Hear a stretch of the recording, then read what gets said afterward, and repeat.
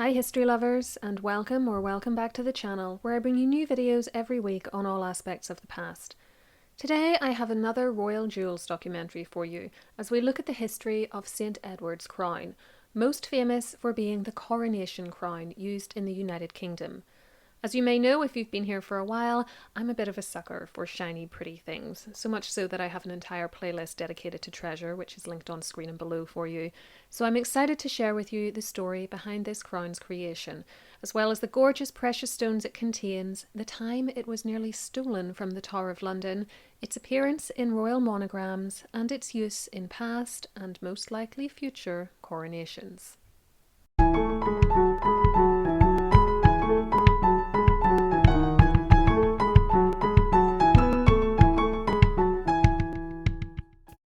Please remember to give this video a thumbs up and hit the channel's subscribe button with the notification bell switched on so that YouTube lets you know when I upload.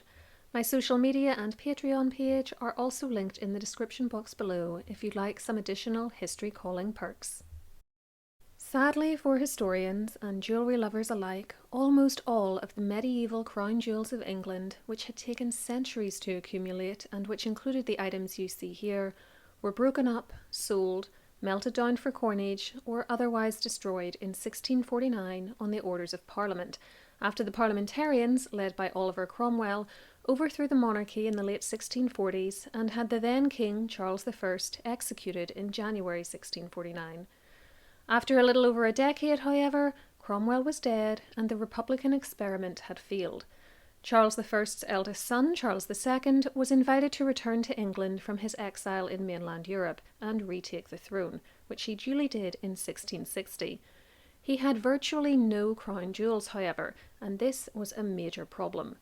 Jewels weren't just beautiful objects to look at. They helped to project the air of majesty, wealth, and power that a monarch, especially one who'd only just regained his throne, needed in order to appear suitably magnificent and not be an embarrassment to the country on the world stage. They also had, and still have, important ceremonial uses. Charles II needed to have a coronation, but the committee charged with organising it admitted in September 1660 that the crowns he should have inherited were gone, as were most other accoutrements such as orbs and sceptres. A few items were recovered, including some precious stones and this 12th century spoon, which holds the holy oil used to anoint the sovereign during their coronation, but everything else had to be made afresh. Top of the list was a new coronation crown. Previous coronations had used a medieval crown known as St. Edward's crown and named after King Edward the Confessor, who had also been declared a saint. Now a new version was created. There is a 20th century theory that most of the gold in this new crown actually came from the old. However, this has, to my mind, been thoroughly debunked, although I know you still see it peddled in guidebooks and websites. In fact, we have a primary source which says that the medieval crown was delivered to the mint, and the idea that it survived and was even used on Cromwell's funeral effigy in 1658 is a fallacy. The Cromwell coronet was likely made from cheap materials and fake gemstones, a common cost-cutting measure at the time, which we'll learn more about in a minute, and was also destroyed in 1659, before the Restoration.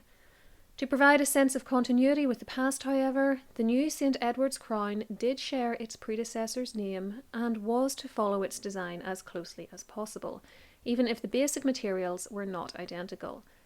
The contract for creating the new suite of jewels, of which this crown was just a part, was given to a goldsmith/banker named Richard Viner, and the 11 principal pieces cost an eye-watering £13,000.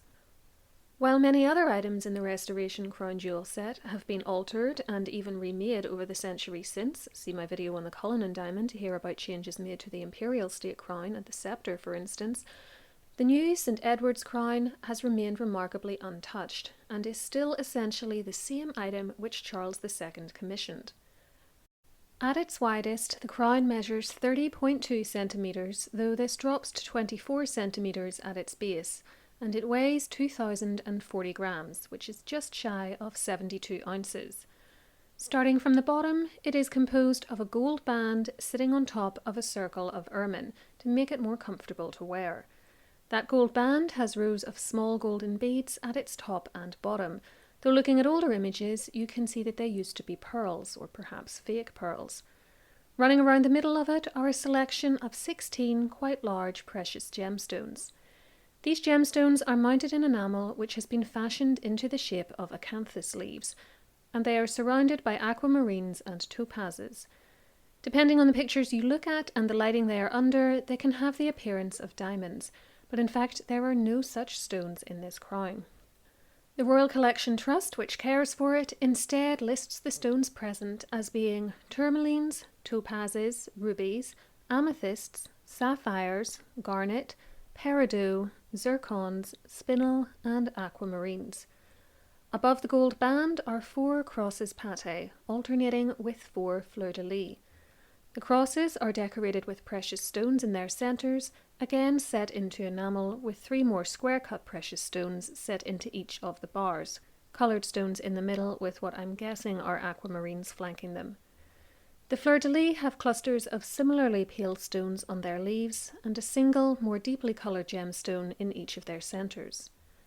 Moving on up the crown, we have the 4 arches, which start from the tops of the crosses pate, then meet in the centre. The Royal Collection Trust states that closed arches were a way to, quote, demonstrate that England was not subject to any other earthly power, and that the practice to design crowns in this way became popular during the 15th century. Like the golden headband at the bottom, the arches have rows of gold beads running up either side of them, though once upon a time these were fake pearls, with precious gems set in between. These are also set in enamel, and as you can see, there is a cluster of what seems to be 5 zircons, topazes or aquamarines at the bottom of the arch, then a large green stone in the middle. There is then another cluster of pale stones and another darker stone at the top. Where the arches meet, there is a golden orb or mond, not to be confused with the word mound. Mond means world. The current mond has a band of very light coloured stones around its horizontal circumference, and a band of golden beads going over its vertical circumference, with a ruby or perhaps a garnet in the middle where they meet. This brings us to the very top of the crown. Surmounting the mond is a golden cross, its bars of equal size and decorated with more pale gemstones and what look like 2 rubies on the left and right. There is a small golden bead atop the cross and 2 tear-shaped golden beads hanging from its sidebars. If you look back at these images of the crown published in 1897 and 1919, however, you see more instances of the changes which have been made to the gems set into it, for once again we see that presumably fake pearls have been removed to make way for these beads. Underneath the arches is a purple velvet bonnet, purple being the traditional colour of monarchy. This bonnet is obviously not the original, which we can see was red, and its colour has in fact changed several times throughout the years. A description I read of the crown from 1727 gave it as purple, while a description from 1919 said it was red again, even though the image used in that same book shows it as purple. When it actually switched back to purple, I don't know, but I like both colours. By the date of Charles II's English coronation on the 23rd of April 1661, the crown was ready. Charles's use of it on this occasion set a precedent for it to be used at other coronations, but despite that it has not sat upon the heads of all English and British monarchs ever since. His brother, James II, used it at his coronation in 1685, but after he was ousted from the throne in late 1688, a bit of an occupational hazard in the Stuart family, and replaced by his daughter and son-in-law/nephew, William III and Mary II, England entered into the only case of dual monarchy in its history, and with 2 sovereigns, St Edward's crown couldn't be used for each person. At their joint coronation, William was crowned with it, while Mary used another crown created especially for her. When her sister Anne ascended to the throne in 1702, she also used a different and specially made crown. In fact, St Edward's crown was not used in any coronation service between 1685 and 1911. Instead, it was carried as part of the coronation procession, with the imperial state crown being placed on the sovereign's head. Edward VII tried to revive the tradition of wearing it for his coronation in 1902, however he was taken ill before the big day, which had to be postponed, and in the end was also crowned with the lighter imperial state crown. Although he never got to wear St Edward's crown, it did sit on his coffin in 1910 during his lying in state in Buckingham Palace. It was only when his son, George V, came to the throne that St Edward's crown finally came back into use, after well over 200 years on the shelf. It was only in 1911, by the way, that it was permanently set with a suite of gemstones. Prior to that, as the crown was so rarely used, monarchs from Charles II onwards had taken the economical decision to simply hire the necessary stones from a local jeweller. In 1661, for instance, Robert Viner provided them at a cost of £500, then retrieved them after the coronation.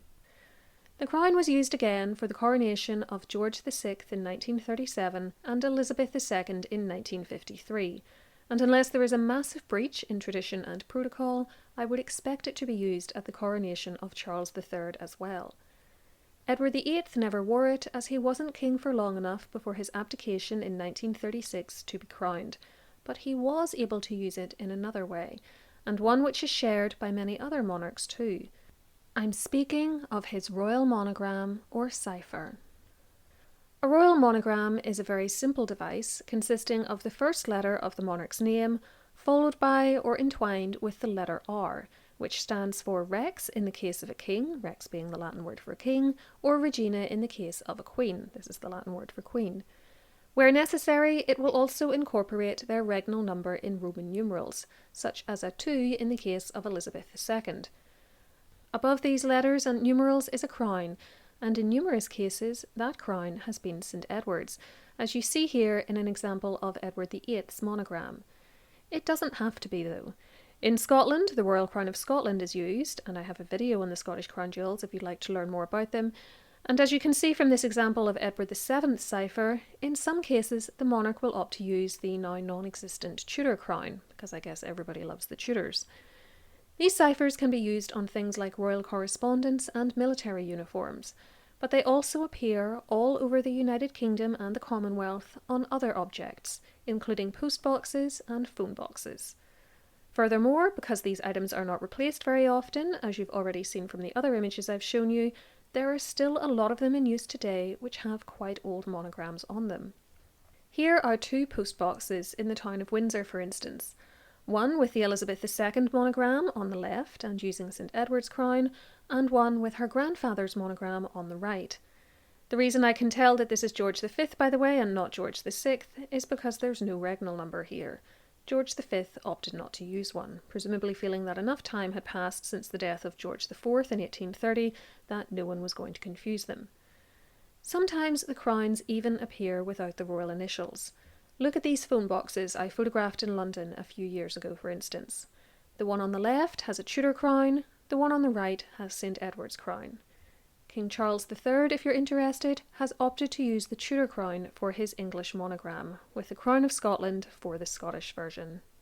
Of course, the monarchs since Charles II, and the rest of us for that matter, are lucky to still have St Edward's crown to use and admire. For on the 9th of May 1671, when it was being stored here in the Martin Tower at the Tower of London with the rest of the jewels, it was almost stolen by an Irishman named Colonel Thomas Blood. By posing as a parson named Dr. Ailiff, Blood gained the trust of the elderly man and former soldier who was charged with caring for the jewels, and whose name was Talbot Edwards. Ailiff/Blood fooled Edwards into thinking that he wanted to marry his nephew to Edward's daughter, and on the morning of the planned wedding, he showed up at the Tower with this supposed nephew, who was actually his son, and 2 other men, all armed with knives, swords, and pistols. A 5th man waited outside the Tower. They asked to see the jewels while they waited for Edward's wife to arrive, then overpowered the old man, stabbed him, gagged him, knocked him on the head, and grabbed some of the jewels, damaging several, including the imperial state crown in the process. They might well have taken St Edward's crown too if they had had the time, though I'm not sure of that whenever we consider that it wouldn't have had any gems in it at that point. But in a twist of fate so unlikely it's practically providential, Edward's son, who had been away from England for years, suddenly arrived back at the Tower at that very minute. Blood's gang quickly made off with what they had in their arms, imperial state crown, orb and sceptre, and Edward's Jr., when he realised by the shouts of his family what had happened, gave chase, assisted by some other men of the Tower. The 4 thieves were caught and the jewels were saved. Talbot Edwards recovered from his wounds, and Blood, bizarrely, was given a personal meeting with Charles II, who pardoned him for reasons which are still unclear. The would-be thief eventually died in 1680. So now you know all about the coronation crown, from creation in 1661 to its use in modern coronations. I hope you've enjoyed this video. Thank you to my patrons for their support, and to those of you who donate using the thanks button underneath videos. Your generosity helps to make these videos possible. For more on the crown jewels and coronations, try one of these videos next, and let me know in the description box if you prefer the use of St Edward's crown or the Tudor crown in royal monograms. I'll be back next week with something new, and until then, keep learning.